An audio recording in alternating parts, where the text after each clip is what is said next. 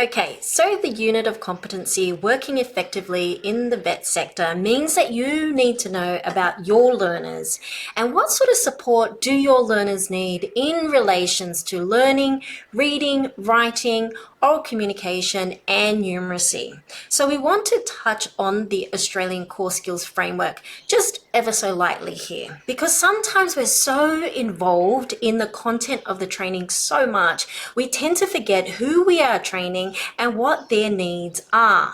So I'm going to use an example of the early childhood education. So being an educator, you will need to be able to learn in terms of getting feedback. So not only from the children when you're interacting with them, but you also need to get feedback from the parents, other educators, as well as the general community. So that feedback can be coming from like asking yourself questions, like in terms of a reflection. You may be observing the children and seeing how things are going there. You may be also getting feedback from other educators as well. So how we learn in every role is going to be different, because learning just works in some ways and doesn't in others. And that's why we have these different procedures when it comes to performance management.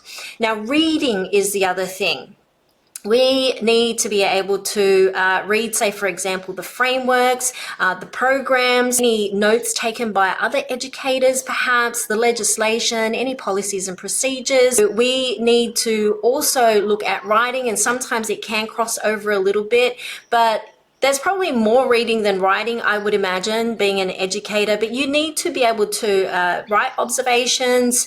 You may need to take notes for someone, maybe for a parent. You may be able to, you may need to do a handover or something like that.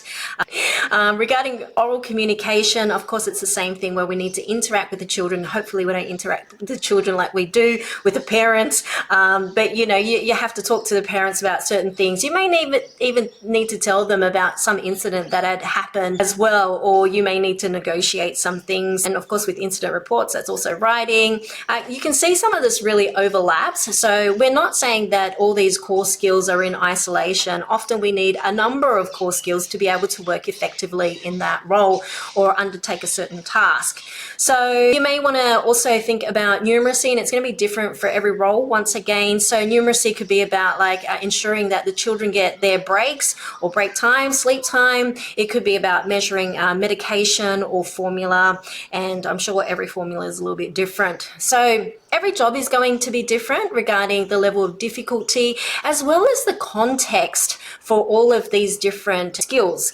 So you may be in a class where there is no real big gap in terms of what the job role, the qualification is, and what the actual cohort or the groups of learners that may need help with this. They may need no help whatsoever, but you may find that there is a small percentage or even one or two students that may need help in some or all of these core skills. So being in Australia, or even different demographics, it could be generations, it could be having migrants, it could be having, mothers or people who want to get back into the workforce. It could be someone who is from a different industry altogether, looking to get into this industry. So you can see that there is a potential for a group of learners that do need to be able to upskill in some sense. So you just need to put that portion in there. It could be 10%, it could be 20%,